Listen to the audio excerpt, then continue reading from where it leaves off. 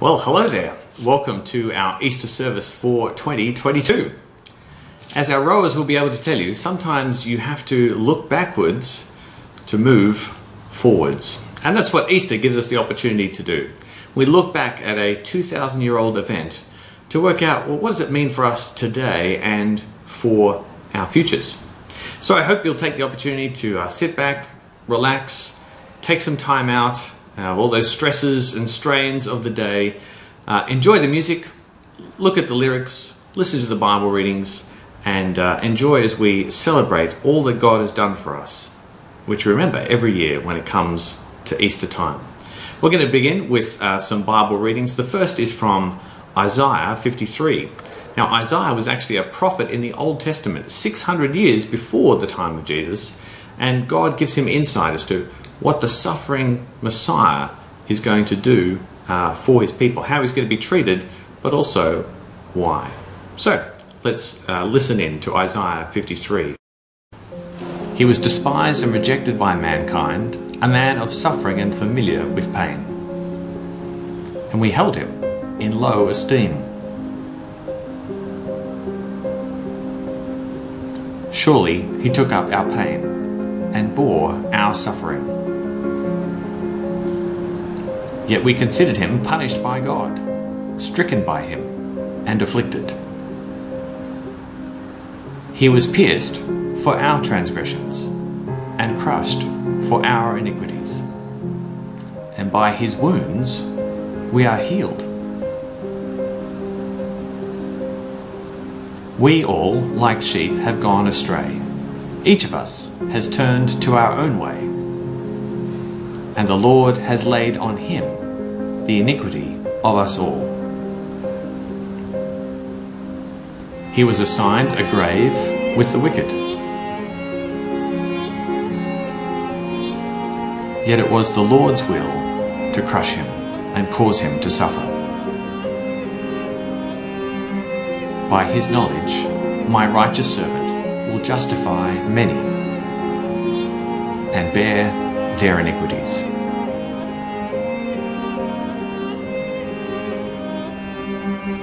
After he has suffered, he will see the light of life and be satisfied. I will give him a portion among the great.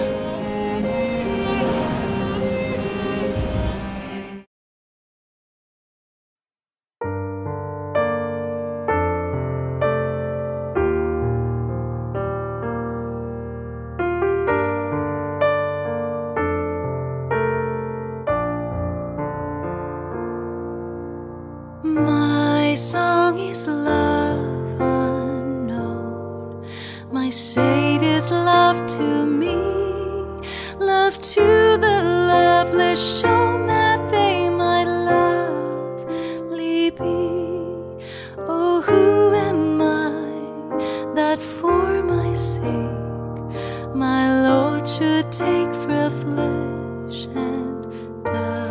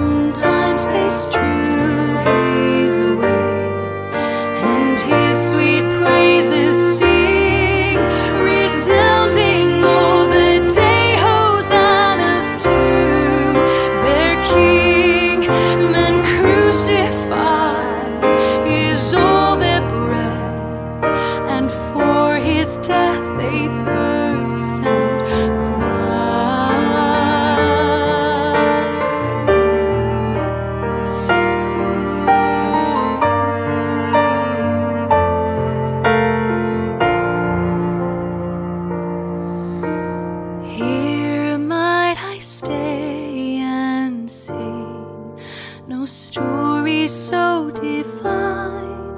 Never was love, dear King, never was grief like thine. This is my friend, in whose sweet praise I owe my days could gladly spend.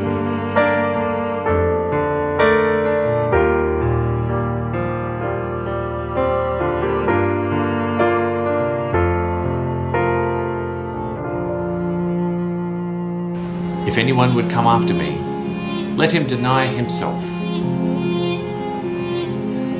and take up his cross and follow me.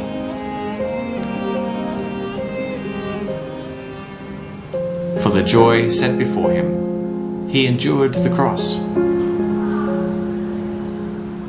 scorning its shame, and sat down at the right hand of the throne of God.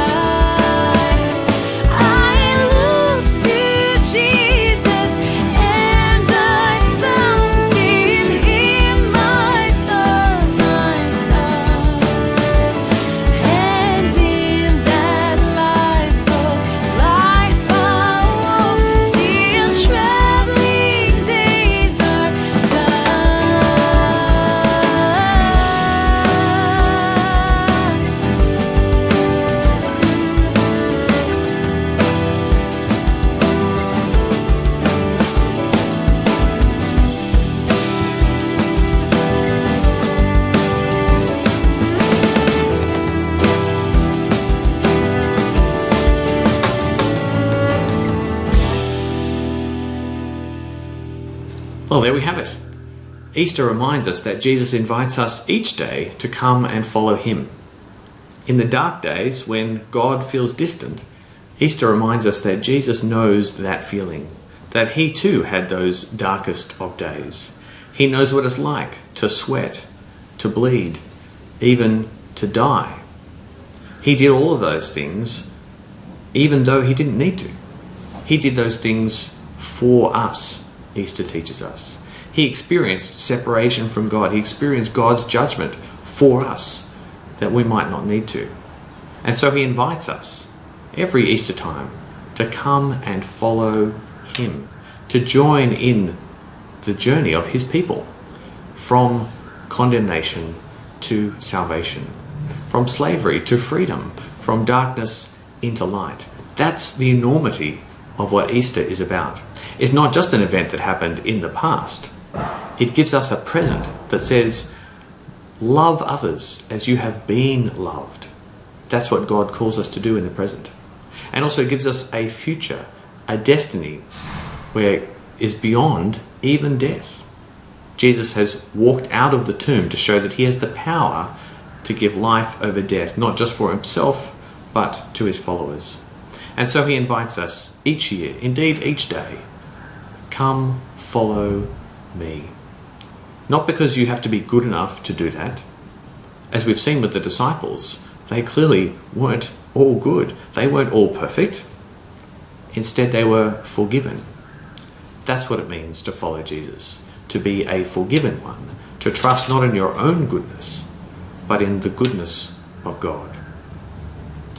That cross that was raised 2,000 years ago to shame Jesus, that symbol of execution and shame in the Roman world, is the same thing that Jesus used that symbol to triumph over death, to show that it was something that he had overcome, he had conquered for his people, that we might have confidence in our future, because our future rests in the hands of one who has overcome even death.